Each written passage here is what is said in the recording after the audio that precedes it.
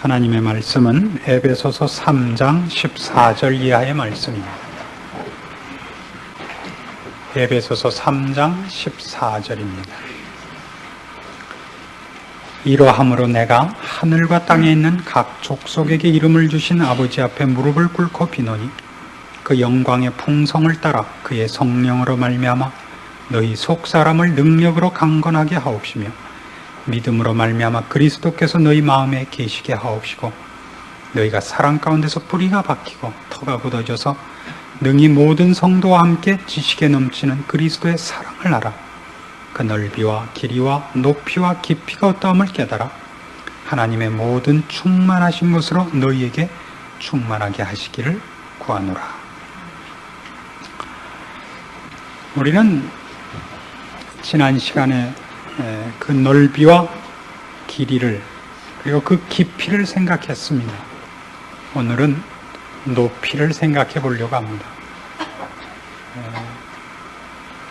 성경에는 순서가 넓이와 길이와 높이와 깊이로 되어 있습니다만은 우리가 이해하기 좋기 위해서 넓이를, 그 다음에 길이와 깊이를, 그리고 오늘은 높이를 생각해 보게 된 것입니다. 하나님의 사랑의 높이를 생각하는 중에 우리가 기억해야 되는 것 중에 가장 기초적인 것이 아마 구원에 연결된 하나님의 사랑일 것입니다. 예수 그리스도께서 우리를 사랑하사, 요한복음 3장 16절식으로 얘기를 하자면 하나님이 세상을 이처럼 사랑하사 독생자를 주셨으니 그것입니다. 이 표현은 사실은 하나님의 사랑을 전부 다 설명한 것은 아닙니다. 그 사랑에 상당히 일부분밖에 설명이 되지 않은 설명임에도 불구하고 우리는 하나님의 사랑을 그 표현만으로 보통은 외우고 있기 때문에 하나님의 사랑이라 생각을 하면 우리를 죄 가운데서 구원하신 것, 주님에 관한 사랑을 얘기할 때도 우리가 죽을 자였는데 어떻게 주님께서 우리를 위하여 우리를 사랑하사 대신 대속물이 되셔서 우리를 죄에서 구원해 주셨는가 하는데 보통 머무르기 쉽게 되어 있습니다. 하나 기억을 해야 되는 건 이것입니다. 구원 문제를 얘기할 때는 로마서식으로 언제나 이해를 하나 더 하고 있어야 됩니다.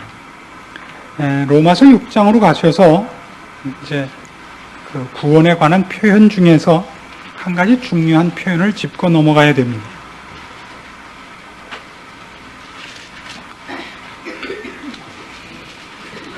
로마서 6장 1절입니다. 그런즉 우리가 무슨 말 하리요? 은혜를 더하게 하려고 죄에 거하겠느냐? 그럴 수 없느니라. 죄에 대하여 죽은 우리가 어찌 그 가운데 더 살리요? 무릇 그리스도 예수와 합하여 세례를 받은 우리는 그의 죽으심과 합하여 세례 받은 줄을 알지 못하느냐?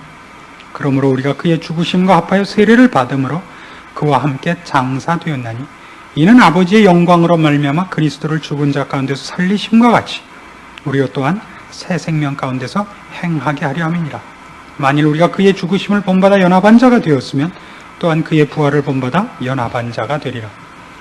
십자가 사건을 설명하고 구원을 설명하는 데 있어서 바울 선생이 설명하는 이 연합이라는 개념을 기억을 할 필요가 있습니다. 우리의 죽음은 그리스도와 연합한 죽음입니다. 만일 우리가 우리의 죄값으로 죽어야 할 존재라는 얘기만 한다면 예수님께서 내 대신 죽었다는 것으로 족할 텐데 죽음의 연합을 도입하는가 하는 것을 생각해 봐야 됩니다. 예수님의 십자가 사건은 분명히 우리 죄를 위하여 우리가 죽을 것을 대신 죽으신 겁니다. 그럼 그가 우리를 위해 대신 죽으시는 거라면 그가 나를 위하여 죽었다고만 설명을 하면 될 텐데 왜 연합했다는 얘기를 성경이 도입하는가 하는 것입니다. 주님이 나를 위하여 대신 돌아가셨다고 충분하지 않습니까? 만일 속죄와 죄사함에 관한 얘기만으로 설명을 하자면 그것으로 충분합니다. 주님께서 내 대신 돌아가셨다고 충분합니다. 내 죄값을 치우셨다가 됩니다.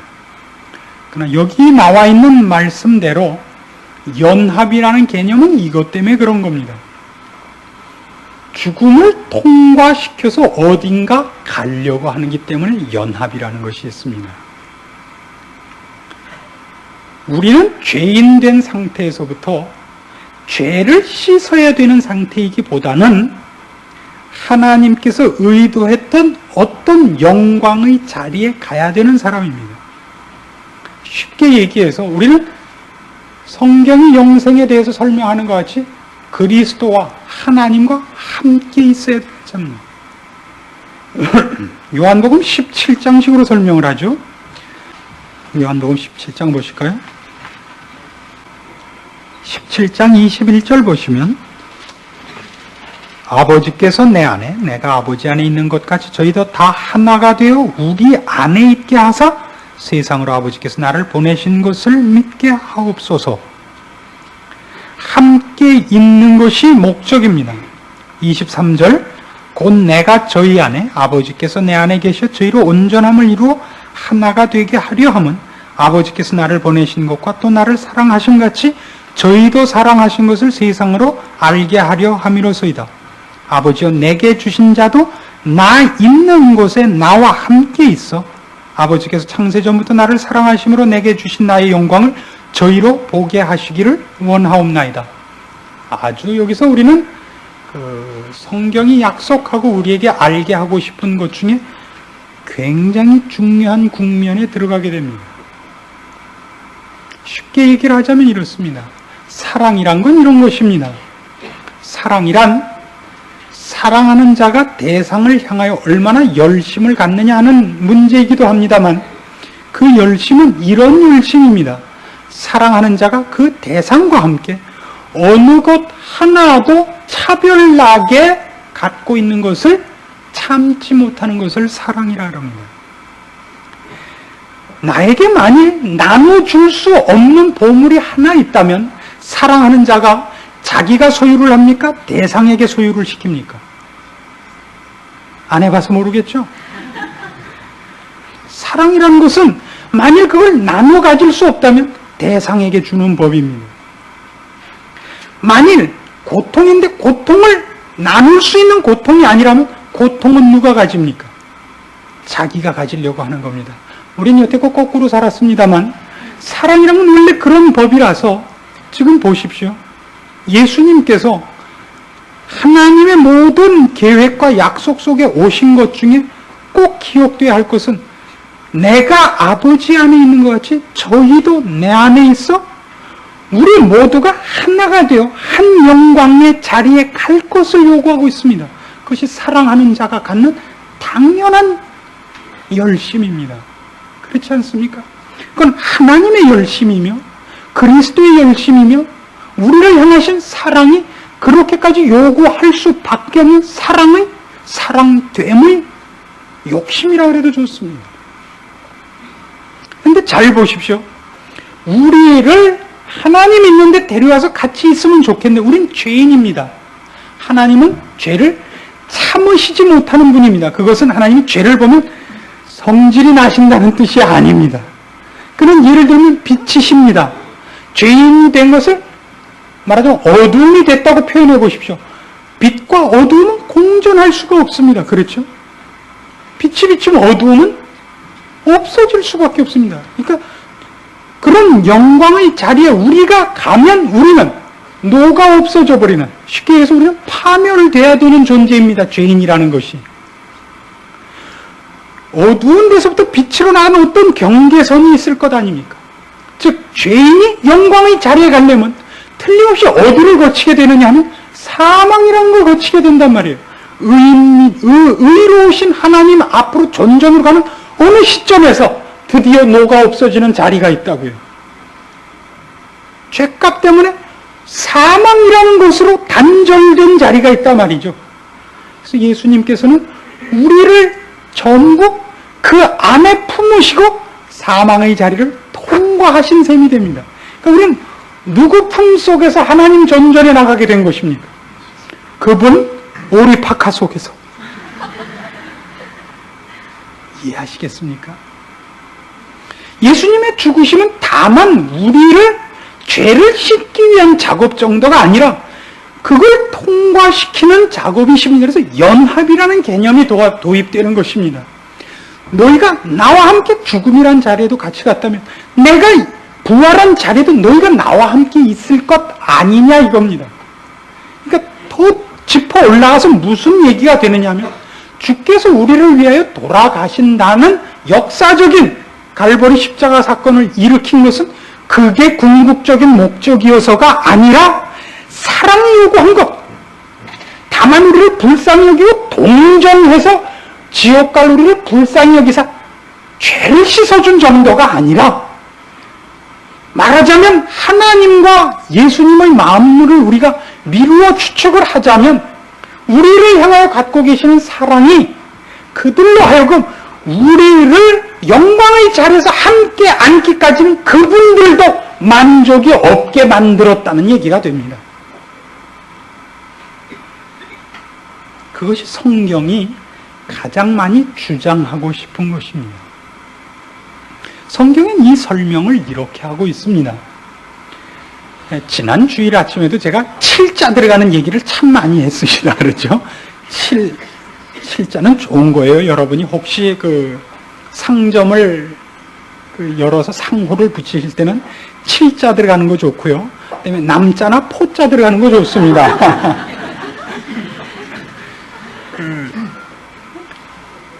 이제 안식일이 7일이고 제7일이고 안식년이 7년째고 희년이 7번의 안식년을 지낸 것 아닙니까?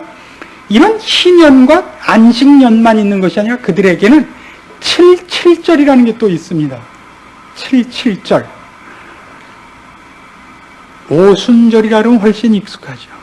오순절이라는 건 그 6월절로부터 50일째 되는 날입니다. 오순, 순이라는 거 우리 상순, 중순, 하순 하는 그 순입니다. 열흘이죠. 오순이면 50일 아닙니까? 그때를 다른 말로 할 땐 맥추절이라고도 그럽니다. 보리 농사를 추수하는 때입니다. 그러면 정월이 원래 그 3월 중순이기 때문에 6월절이 우리로 치면 4월 1일쯤 됩니다. 그럼 그때부터 50일을 따지면 언제쯤 됩니까? 5월 20일쯤 되니까 그때쯤 보리 추수하는 때가 맞습니까? 저는 뭐 사실은 그거 해본 적은 없습니다. 이게 맥추절이기도 하고 그걸 오순절이라 그러기도 합니다. 그럼 오순절 그러면 기억나는 사건이 있죠. 뭐죠? 마가 다락방의 성령 강림입니다. 왜 성령 강림이 오순절에 떨어지냐는 것도 그렇게 재밌는 겁니다. 예수님은 6월절에 돌아가십니다. 성령 강림은 오순절입니다. 예수님은 부활하시고 얼마 동안 있다가 하늘로 가셨다고요? 40일쯤 있다 가셨습니다. 그러니까 승천하시자마자 떨어진 것은 아닙니다. 오순절에 그 성령 강림이. 사실은 약간의 한 열흘까지는 안 있었겠습니다만 며칠도 있고요. 오순절이 이름에 성령 강림이 되는 겁니다. 성령님께서 오시자 그들이 방언을 했다. 병을 고쳤다는 건 중요한 문제가 아닙니다.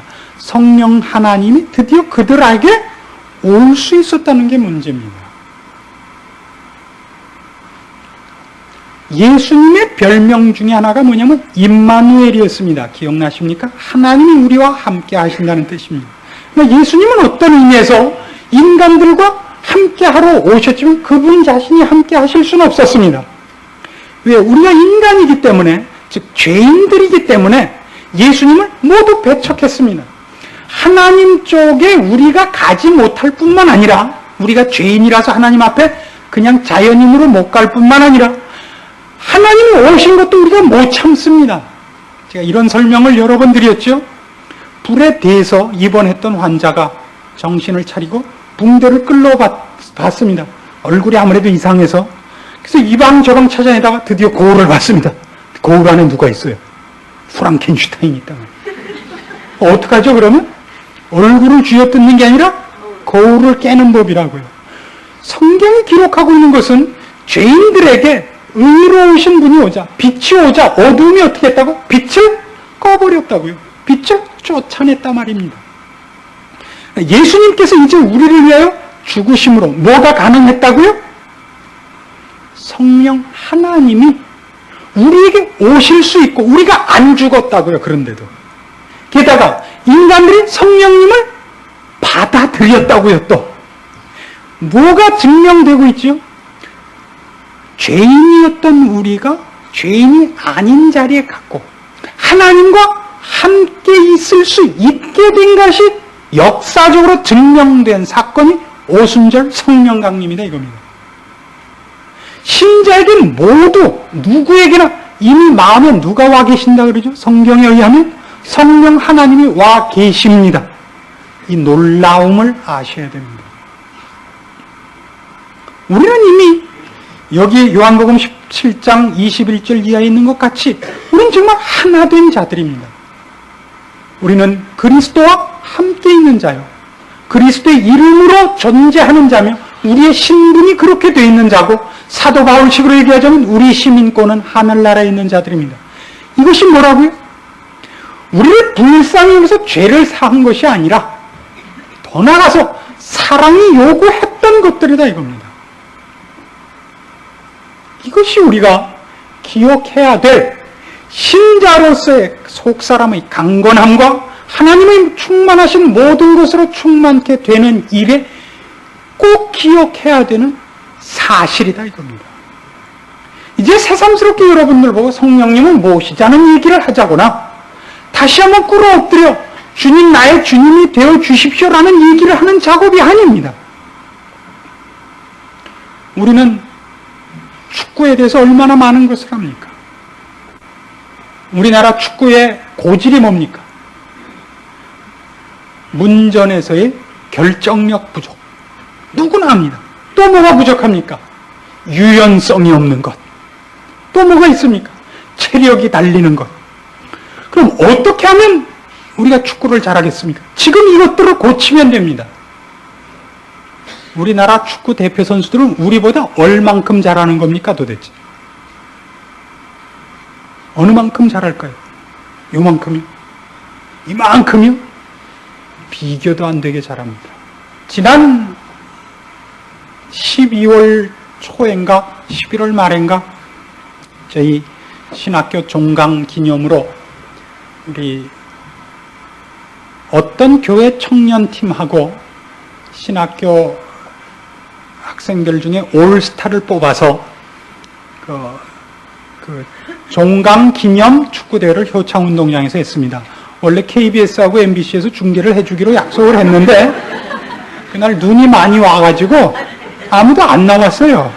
저희끼리 했는데 원래 신정에 특별히 방영하기로 했었던 것인데 저희 편에는 신학교 올스타에는 라이트 윙에 옛날 전 국가대표인 박민재 전도사님이 있습니다. 세요 생각보다. 박민재 선수라고 여러분 혹시 들어본 분이 있을 겁니다. 지금 변병주 선수 바로 전에 라이트 윙을 맡았던 사람인데 할렐루야 팀인가 임마누엘 팀인가 있다가 전도사가 됐습니다. 이제 저는 신학교 선생님이시고 우리 전도사가 돼서 야야 하면서 이제 불러다가 라이트 윙에 세워놓고 저는 물론 센터 포드고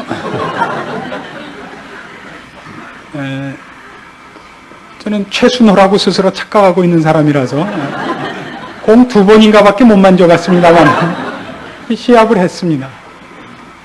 전반에 우리가 4대3으로 앞섰다가 후반에 한 골 먹어서 4대4로 비겼습니다. 다 제가 비겼죠. 친선대회니까. 우리가 넣은 4골 중에 3골을 박민재 선수가 혼자 넣었습니다. 선수라는 건 말이죠. 상상을 할 수 없게 잘하는 겁니다. 비교가 안 돼요. 어떻게? 말을 못 하겠어요. 같이 한 사람들이 다 학교에서는 한 가락씩 하는 사람들입니다. 잘하는 사람들입니다. 근데 게임도 안 돼요. 그날도 많이 봐준 겁니다. 그 박 선수가. 중간에 우리가 먼저 한 골 넣었는데 어떻게 넣냐면요. 박민재 선수가 센터링을 딱 했는데 우리 눈 감고 이렇게 있으면 이마에 공을 혼자 와서 맞고 들어가요. 그렇게 놀라울 수가 없습니다. 그런데 우리가 한 골 넣자 그쪽에서도 한 골을 좀 이따 넣었습니다. 이 박민재 선수가 공을 센터 서클에 갖다 놓더니 툭 치고 라이트로 나가더라고요. 근데 혼자 끝까지 들어서 혼자 오른쪽에 있는 데서 사각에서 때렸는데 공이 안 보였어요. 혼자 그냥 그러니까 25초 만인가 그냥 갖다 놓았어요. 혼자서 다 했습니다. 그 선수들이 자기네가 어디가 병인 줄도 알고 있습니다. 그러나 그걸 못 고쳐내고 있습니다. 그것은 한 시대에 만들 수 있는 일도 아니라 그럽니다. 우리나라에서 축구가 좀 더 발전하기 위해서 필요한 것이 잔디구장이라 그럽니다. 그거는 축구 선수들이 할 문제가 아니라 국가적 차원에서의 어떤 경제력이고 저변 확대의 문제고 국민 여론이 또 있어야 되고 관중이 있어야 되고 그런 여러 가지가 복합된 문제라는 사실을 알게 되었습니다. 신앙에 있어서도 우리가 하나님께서 우리를 사랑했으며 그래서 우리가 지금 어떤 축복과 약속 속에 있으며 그것을 어떻게 해야 되는가를 아는 것 같고 여러분이 쉽게 목적지에 와 있다고 오해하셔서는 안 된다는 얘기를 이렇게 장황하게 하는 것입니다. 우리에게 있어서 더더욱 문제가 되는 것은 하나님이 우리를 사랑하신다는 건 너무나 센치멘탈하게도 가시관을 쓰시고 홍포를 입으시고 십자가에 달려 피를 뚝뚝 흘리시는 장면으로만 자꾸 묘사되고 있습니다. 아닙니다. 그분이 우리를 향하여 갖고 있는 그 사랑은 우리를 위해 얼마나 희생을 치렀느냐에 초점이 맞춰질 것이 아니라 그렇게 해서 우리를 어디에 보내고 싶으셨는가에 있는 것입니다.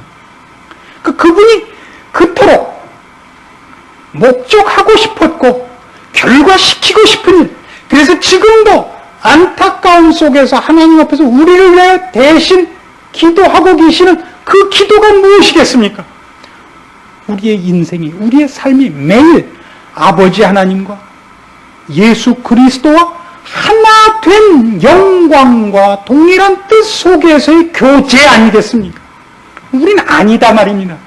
우리는 그 사랑을 기껏 어떻게 밖에 쓸 줄 모르냐면 내 삶과 내가 초청한 순 악당들과의 역적 모의에 하나님께서 어떤 능력만 빌려주는 것 외에 우리는 하나님을 찾아가지 않습니다.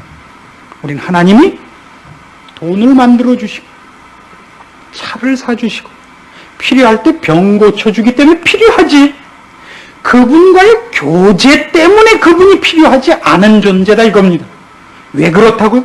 우리는 아직도 하나님이 예수 그리스도를 보내서 우리에게 의도하시고 목적하시려는 것이 무엇인지, 즉 사랑하셨다는 것이 무엇인지 요구하고 있는 자리가 어딘지를 모르고 있다고 밖에 고백할 수 없다 이겁니다. 어떻습니까?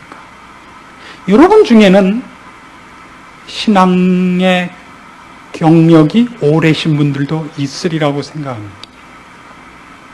하나님의 사랑과 하나님께서 오늘 요구하시는 데 대하여 나름대로의 신앙관이 있는 분들이 많으리라고 생각합니다. 그러나 생각해 보십시오. 우리의 신앙관이라는 건 사실 이렇게밖에 익숙하지 않습니다. 주를 위하여 무엇을 해드리는 것이 너무 많습니다. 그렇죠?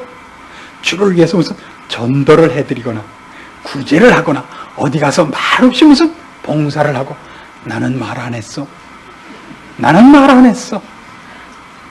사람들은 저렇게 하고 죄지만 봉사는 그렇게 하는 게 아니야. 내가 꼭 그렇게 했기 때문에 그러는 게 아니라 우리는 아직도 말하자면 기독교의 최고의 경지, 그러니까 하나님이 예수 그리스도를 우리를 위하여 보내사 우리로 하여금 도착해 하고 싶은 목적지까지 어떤 의미에서 아직도 소개받고 있지 못한 감이 짙다 이겁니다. 우리는 훨씬 다른 사람들입니다. 빌립보서 3장을 한번 찾아보실까요? 하나님께서 우리에게 요구하시는 그의 사랑의 높이는 이런 식입니다. 빌립보서 3장 17절부터 보십시다. 형제들아, 너희는 함께 나를 본받으라. 또 우리로 본을 삼은 것 같이 그대로 행하는 자들을 보이라. 내가 여러 번 너희에게 말하였거니와 이제도 눈물을 흘리며 말하노니 여러 사람들이 그리스도 십자가의 원수로 행하느니라. 저희의 마침은 멸망이요 저희의 신은 배요 그 영광은 저희의 부끄러움에 있고 땅의 일을 생각하는 자라. 오직 우리의 시민권은 하늘에 있는지라. 거기로서 구원하는 자 곧 주 예수 그리스도를 기다리노니 그가 만물을 자기에게 복종케 하실 수 있는 자의 역사로 우리의 낮은 몸을 자기 영광의 몸의 형체와 같이 변케 하시리라. 무엇까지도죠? 몸까지도, 이 육체까지도 자신의 몸같이 영광스럽게 변하게 할 겁니다. 우리 몸까지도. 그 속에는 하나님께서 우리의, 말하자면 손톱 끝까지, 머리털 하늘까지도 결함이 없게 만드는 영광의 자리에 대한 사랑하는 자의 열심과 요구가 있는 것입니다. 그러니까 우리 보고 그렇게 되라는 지금 책임을 묻는 것이 아니라 도대체 우리를 어디까지 그가 요구하시는가, 어디까지 대접하려고 하시는가 하는 것입니다. 에베소서 5장으로 가면 표현이 조금 더 직접적인 표현이 나옵니다. 에베소서 5장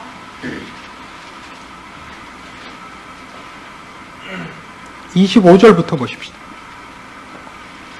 남편들아, 아내 사랑하기를 그리스도께서 교회를 사랑하시고 위하여 자신을 주심같이 하라. 이는 곧 물로 씻어 말씀으로 깨끗하게 하사 거룩하게 하시고 자기 앞에 영광스러운 교회로 세우사 티나 주름 잡힌 것이나 이런 것들이 없이 거룩하고 흠이 없게 하려 하심이니라. 얼마나 하나님이 우리를 사랑하시는지 아십니까? 대강 씻어고, 여러분 저 김장 배추 씻듯이 하지 않습니다. 대강 씻고 대강 어차피 나중에 비비면 까짓 거 다 대강 되니까 또 다 우리 식구만 먹을 것도 아니니까 어차피 그렇게 씻지 않습니다. 티나 주름 잡힌 것이 없기를 원하십니다. 대단한 표현인 줄 아셔야 됩니다. 그가 우리를 사랑하신 사랑입니다. 우리는 바로 이런 부분에 대하여 너무 모르고 있습니다. 하나님께서 신자라는 이름을 허락하신 것이 얼마나 대단한 것인가를 여러분 마음속에 기억해야 됩니다. 그것이 있는 한 우리는 죄를 짓고 더러움 속에 우리를 버리는 것이 자기 자신의 부끄러움일 뿐만 아니라 하나님의 사랑에 대한 모욕이라는 것을 아셔야 됩니다. 우리는 우리를 포기할 수 있습니다. 그러나 하나님의 사랑이라는 것을 안 다음부터는 우리는 우리를 포기할 수 없게 되는 것을 압니다. 우리가 우리를 포기한다 할지라도 하나님은 우리를 포기하시지 않는다는 것을 명심하셔야 됩니다. 그것이 이 부분에서 가장 기억되어야 할 것입니다. 데살로니가 전서 4장으로 가보십시다. 거기 가면 가장 놀라운 표현이 있습니다. 데살로니가 전서 4장 13절부터 보십시다. 형제들아, 자는 자들에 관하여는 너희가 알지 못함을 우리가 원치 아니하노니 이는 소망 없는 다른 이와 같이 슬퍼하지 않게 하려 함이라. 우리가 예수에 죽었다가 다시 사심을 믿을진대 이와 같이 예수 안에서 자는 자들도 하나님이 저와 함께 데리고 오시리라. 우리가 주의 말씀으로 너희에게 이것을 말하노니 주 강림하실 때까지 우리 살아남아 있는 자도 자는 자보다 결단코 앞서지 못하리라.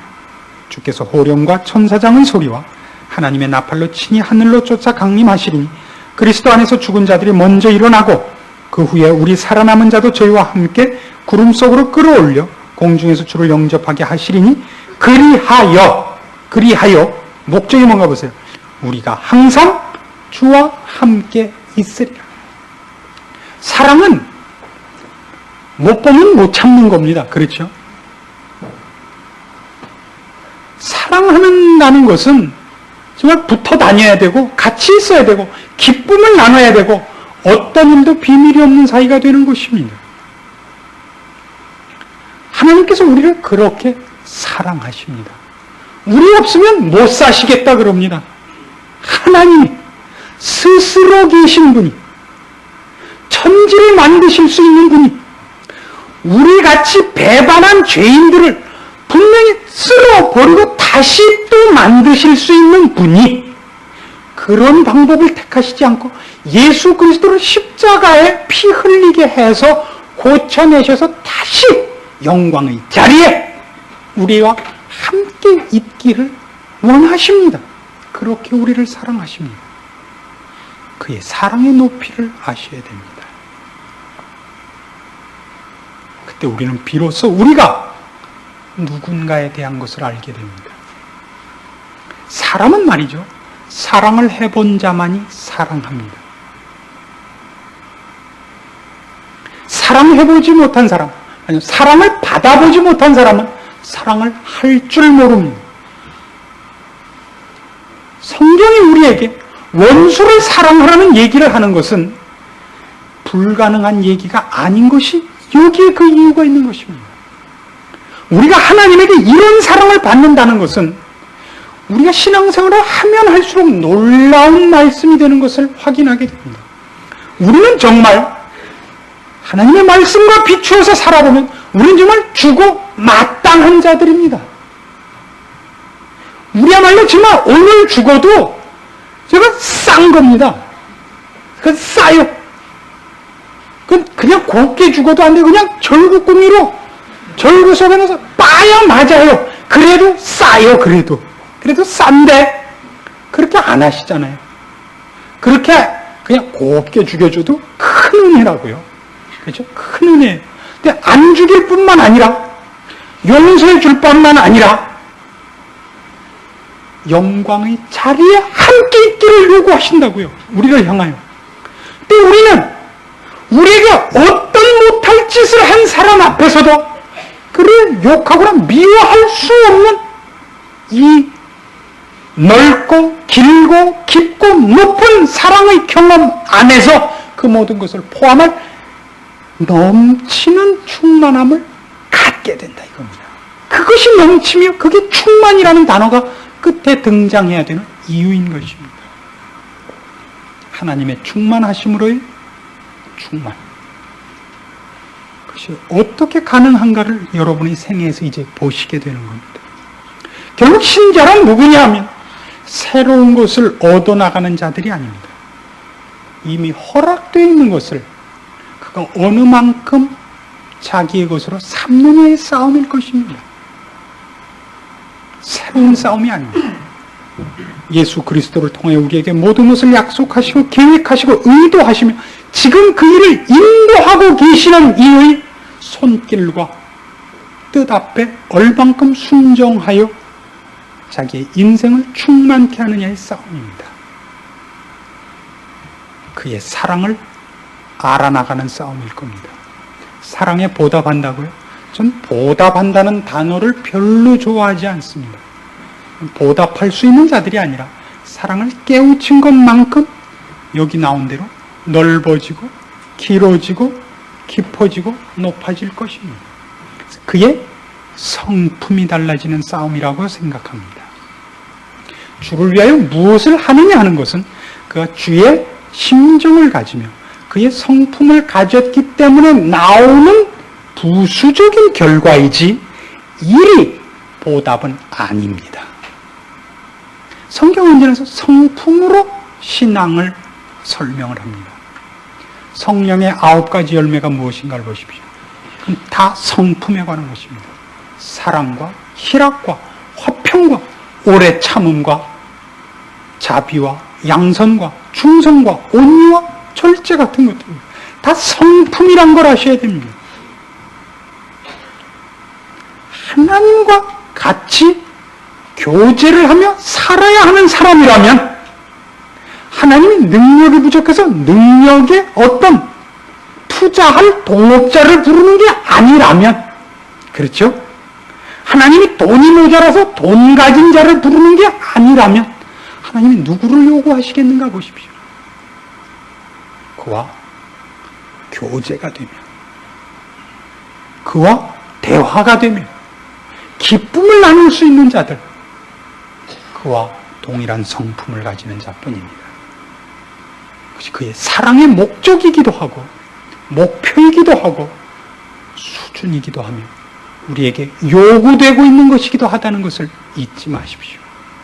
여러분에게 일어나는 모든 인생과 여러분이 매일매일 직면하는 삶에서의 모든 사건은 일 자체의 문제가 있는 것이 아니라 그 일을 여러분이 어떤 자세와 원리와 성품으로 맞이하며 반응하며 성품을 얼마나 하나님의 마음으로 대치시키느냐에 필요한 훈련으로 존재한다는 걸 잊지 않으셔야 됩니다.